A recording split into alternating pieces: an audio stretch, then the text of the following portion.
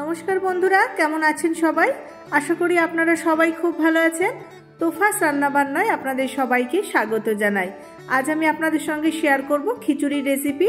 শীতের নানান রকম সবজি আর ঘরে থাকা সিদ্ধ চাল আর মুগ ডাল দিয়ে সম্পূর্ণ নিরামিষ খিচুড়ি রেসিপি আজকে আমি আপনাদের সঙ্গে খুব সহজভাবে তৈরি করে দেখাবো। এই রেসিপিটা তৈরি করা যেমন সহজ, তেমনি খেতেও সুস্বাদু। আর এটা আমরা লাঞ্চ অথবা ডিনার যে কোনো সময় খেতে পারি। এছাড়া সামনেই আসছে সরস্বতী পুজো, আর সরস্বতী পুজোর দিন আমরা বেশিরভাগ বাড়িতেই কিন্তু খিচুড়ি রান্না করে থাকি। আর এই রকমভাবেই কিন্তু সেদিনও আমরা খিচুড়িটাকে রান্না করে নিতে পারি। আর যদি আমার রেসিপিটা আপনাদের ভালো লেগে থাকে তাহলে লাইক করবেন, ভিডিওটা শেয়ার করবেন, আর প্লিজ আমার চ্যানেলটি সাবস্ক্রাইব করে আমার পাশে থাকার অনুরোধ রইল। আর আপনাদের মূল্যবান মতামত অবশ্যই কমেন্টের মাধ্যমে আমাকে জানাবেন। চলুন তাহলে দেখে নিই আজকে আমি খিচুড়ি তৈরি করার জন্য কি কি সবজি নিয়ে নিয়েছি। আমি এখানে নিয়ে নিয়েছি মিষ্টি কুমড়ো, ফুলকপি, গাজর, বিনস, মূলো, নতুন আলু, শিম, টমেটো, আর আছে কাঁচা লঙ্কা। আরও আমি নিয়ে নিয়েছি মটরশুঁটি, পালং শাক, আর নিয়েছি বাঁধাকপি। সব সবজিগুলোই আমি ভালো করে ধুয়ে কেটে নিয়েছি। এরপর আমি গ্যাসে কড়াই বসিয়ে নিয়েছি আর দিয়ে দিচ্ছি মুগ ডাল। আমি ডাল নিয়েছি 250 গ্রাম। এবার নেড়েচেড়ে ডালটাকে আমি ভেজে নেব। ডালগুলো যখন হালকা একটু লালচে হতে শুরু করবে তখনই নামিয়ে নেব। ডালটা আমি খুব বেশি লালচে করে ভাজবো না। দেখুন ডাল আমার ভাজা হয়ে গেছে, আমি এবার নামিয়ে নিচ্ছি। এরপর আমি হাঁড়ির মধ্যে জল দিয়ে জলটাকে গরম করতে দিয়েছি। আর দেখুন এখন জলটা একটু ফুটতে শুরু করে দিয়েছে। এই সময় আমি চাল আর ডাল একসাথে খুব ভালো করে ধুয়ে নিয়েছি। এবার এটা হাঁড়ির মধ্যে দিয়ে দিয়েছি। চাল আর ডালের পরিমাণ আমি সমান সমান নিয়েছি। আর চাল আর ডাল দেওয়া হয়ে গেলে একটা ঢাকা দিয়ে একটু ফুটতে দেব। এখন দেখুন চাল আর ডাল বেশ ফুটতে শুরু করেছে। এবার আমি একে একে সবজিগুলো দিতে থাকবো। প্রথমেই আমি দিয়ে দিলাম আলু, দিয়ে দিচ্ছি মিষ্টি কুমড়ো। আলু সিদ্ধ হতে একটু বেশি সময় লাগে, তাই সবার আগে আলুটাকে দিয়ে দিলাম। আর আলুটা যেহেতু আমি একটু বড় বড় করেই কেটে রেখেছি, তাই আলু আর কুমড়োটা আগে দিয়ে দিলাম। আবার একটু ঢাকা দিয়ে ফুটতে দিলাম।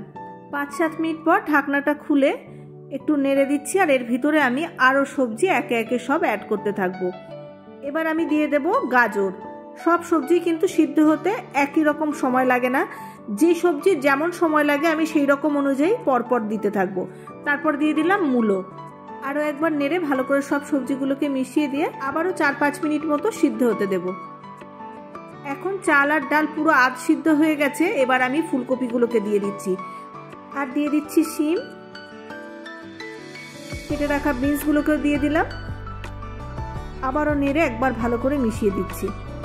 ফুলকপি, শিম, বিনস এগুলো সিদ্ধ হতে খুব বেশি সময় লাগে না, তাই চাল আর ডাল হাফ সিদ্ধ হওয়ার পরই এগুলো দেব। সব সবজির সাথে এগুলো যদি আমি প্রথমেই দিয়ে দিই তাহলে পুরো খিচুড়ি রান্না হতে হতে এগুলো একদম গলে যাবে। ফুলকপি দেওয়ার 2-3 মিনিট মতো পর আমি দিয়ে দিচ্ছি বাঁধাকপি। আর বাঁধাকপিগুলোকে আমি খুব মিহি করে কুচাইনি, একটু বড় বড় রাফলি কেটে নিয়েছি। বাঁধাকপি দিয়ে একটু নেড়ে মেশানোর পর আমি দিয়ে দিচ্ছি পালং শাক। আর পালং শাকগুলোকেও আমি কুচিয়ে নিইনি, আমি হাতে করে একটু ছিঁড়ে দিয়েছি পাতাগুলোকে। আর খুব ছোট ছোট করে যদি আমি বাঁধাকপি আর পালং শাকগুলো কুচিয়ে দিই তাহলে খিচুড়ির সঙ্গে একদম মিশে যাবে আর দেখাই যাবে না।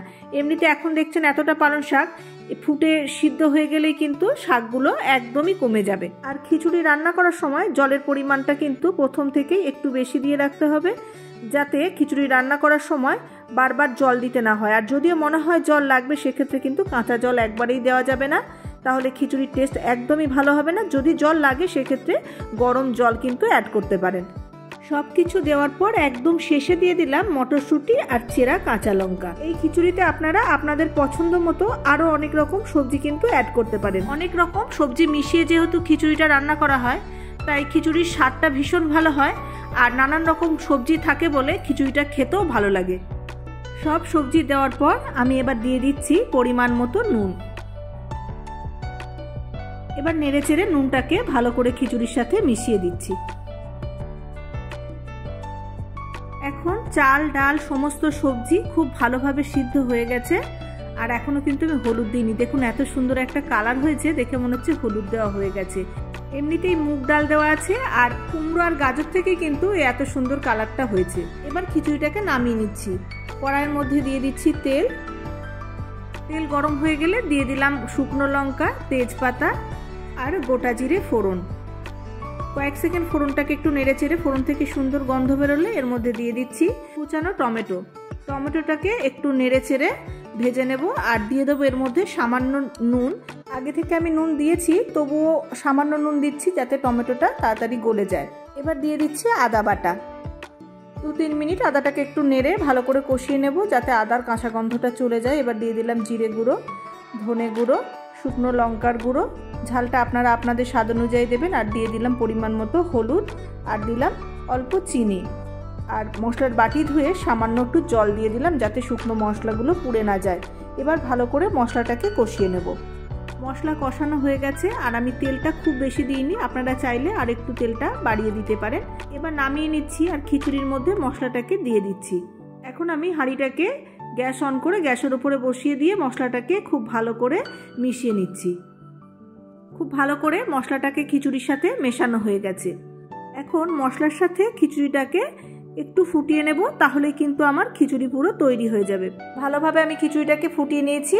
এবার আমি গ্যাসটাকে অফ করে দেব। সবজি খিচুড়ি পরিবেশন করার জন্য পুরো রেডি হয়ে গেছে। আমি এই খিচুড়িতে ঘি দিইনি, আপনারা চাইলে একটু ঘি উপর দিয়ে ছড়িয়ে ভালো করে মিশিয়ে নিতে পারেন। আর গরম গরম খিচুড়ি পরিবেশন করে দিন বাঁধাকপির তরকারি, বেগুন ভাজা অথবা আলু ভাজার সাথে। আজকে এই পর্যন্ত, দেখা হবে আবার নিত্য নতুন রেসিপি নিয়ে। সবাই খুব ভালো থাকবেন, সুস্থ থাকবেন। ধন্যবাদ।